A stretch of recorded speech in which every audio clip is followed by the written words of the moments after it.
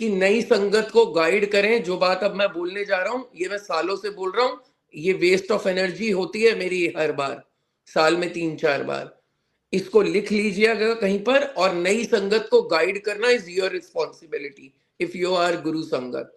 It's not just mind responsibility, आपकी भी है। नंबर 1, जिस संगत का सत्संग हो वो संगत अपने मुंह से सत्संग सुनाए। सही सुनाए, गलत सुनाए, ए सुनाए, बी सुनाए, वाई सुनाए। आंटी ने सुनाया ना, मेरा तो कोई रोल नहीं। तो पहली क्रेडिबिलिटी ये हो गई संगत सत्संग पहचानने की। सत्संग संगत सुनाएगी, मैं नहीं सुनाऊंगा सत्संग। मैं अपना पॉइंट ऑफ व्यू रखता हूं अपनी बात पर, सत्संग नहीं सुनाता हूं संगत का पढ़ के। It's not my work. अब इसका आंसर क्या है? गुरुजी संगत हॉल में बैठी होती थी तो गुरुजी कहते थे चल भाई खड़े हो जा, अपना सत्संग सुना।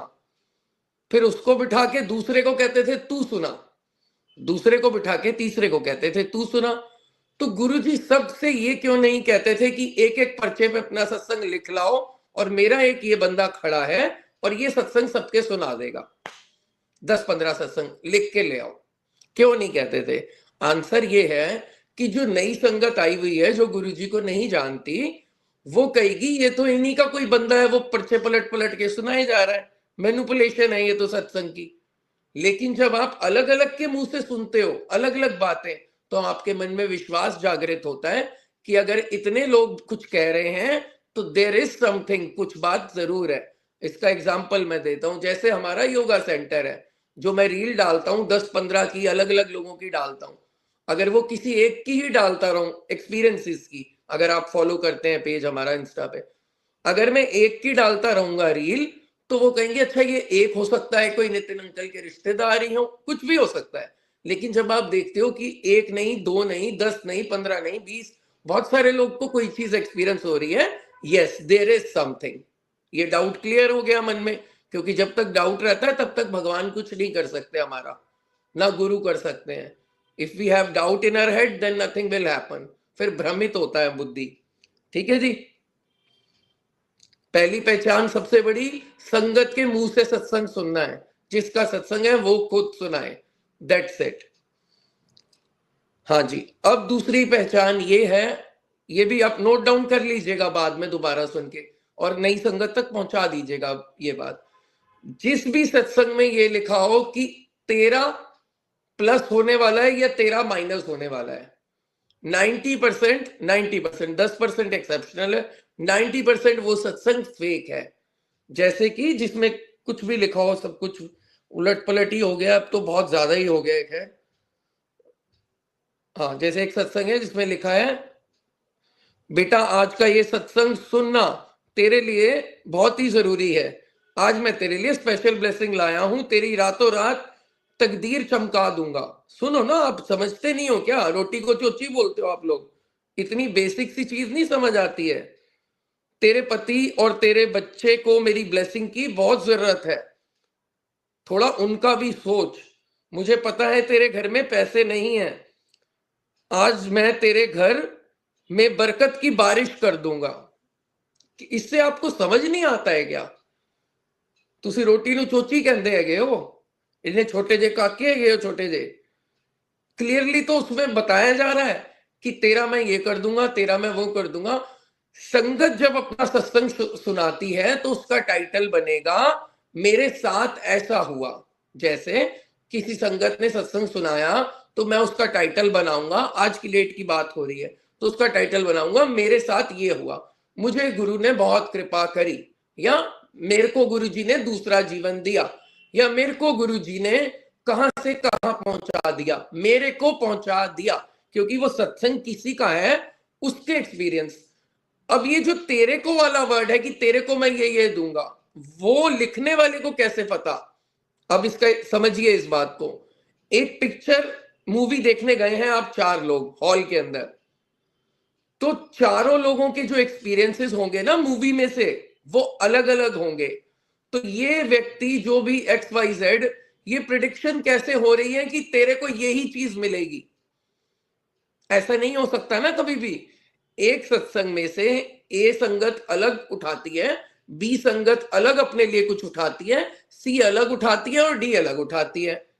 तो ये हमें कैसे बताया जा रहा है कि तेरे को पर्टिकुलर यही चीज मिलेगी इस सत्संग से? इसका मतलब ये खेल खेला जा रहा है हमारे माइंड के साथ, just to catch your attention, just to take you in. Simple सी बात है, हजारों बार बता दी है। ठीक है जी। तेरा और मेरा, जहां पे प्लस लिखा हो, माइनस लिखा हो या डराने वाला लिखा होता है कि ये सुन ले, नहीं तो फिर आ रही है विपदा। और ये आज से नहीं मैं बता रहा हूं, सालों साल बीत गए हैं। ठीक है, रिक्वेस्ट भेजो जिसको सत्संग शेयर करना है। ये आज से थोड़ी कोई नई बात थोड़ी बता रहा हूं मैं, हजारों बार आई हैव ऑलरेडी टोल्ड। 4 साल पहले ही बता दिया था कि ऐसे ऐसे टाइटल आएंगे आने वाले टाइम में कि सब गड़बड़ हो जाएगा काम। हो गया, वो हो गया। दिक्कत ये है कि लालची हम हैं हद से ज्यादा, और प्लस पेशेंस है हमारे अंदर 0। अगर कहीं दिख गया हमें लिखा हुआ कि आज तेरी लॉटरी लगने वाली है, कूद जाते हैं हम फटाफट वो देखने के लिए। भाई लॉटरी लग रही है ना फ्री में, कूद जाते हैं। मेहनत नहीं करनी है हमें, फ्री की अय्याशी हो जाए सबसे बढ़िया, वही चाहिए हमें। फ्री में करवाओ गुरुजी अय्याशी, मेहनत मेहनत छोड़ो, मेहनत थोड़ी करनी है। आपको मानते हैं और फिर भी मेहनत करनी पड़ गई तो फायदा क्या है? मेहनत नहीं करेंगे। Free, we need everything for free. तो भैया ठीक ही मिल रहा है फिर, जब जिनको सब कुछ फ्री में ही चाहिए वो ठीक मिल रहा है फिर। और वो एक स्टोरी बनाई जाती है आधे घंटे की करीबन लगभग, और वो आपको सुना दी जाती है। आप भी सुनते रहते हो और एंजॉय करते रहते हो। करो, क्या ही कर सकते हैं। ठीक है जी। और अगर व्यूज भी देखो तो भैया वही व्यूज होते हैं उनके, क्योंकि टाइटल आर सो अट्रैक्टिव। अब वो आप कहते हो जी वो पाप कर रहे हैं, ये कर रहे हैं। अरे भैया जो भी कर रहे हैं वो उनका हेडेक है, वो उनका अपना पॉइंट ऑफ व्यू है, उनको देखना है। लेकिन आप तो देख ही रहे हो ना उन चीजों को। सिंपल है। अब एक वो मैसेज आते हैं, तू आज लस्सी का भोग लगा दे, ये जरूरी है। कुछ भी आ जाता है मतलब। अब तो एक संगत ने मुझे मैसेज भेजा कि अंकल मैं घर से अपने ब्लैक और गोल्डन चीजें निकाल के फेंक रही हूँ। उसके 2 दिन बाद मैंने वो कोई क्या बोलते हैं वो गुरुजी का, जो जिसे बोलते हो आप कुछ, गुरुजी का संदेश, पता नहीं कौन से गुरुजी बैठ के कहां पे संदेश लिख रहे हैं। अरे भाई कोई बंदा कुछ भी लिख देता है, वो गुरुजी का संदेश हो जाता है क्या? गुरुजी का संदेश गुरुजी के वचन है। गुरुजी के वचन इस गुरुजी का संदेश, दैट्स इट। गुरुजी के वचन, गुरु का संदेश, सिंपल सी बात है। ऐसे थोड़ी है संदेश की आज लस्सी पी, आज छाछ पी, आज जूस निकाल के पी ले।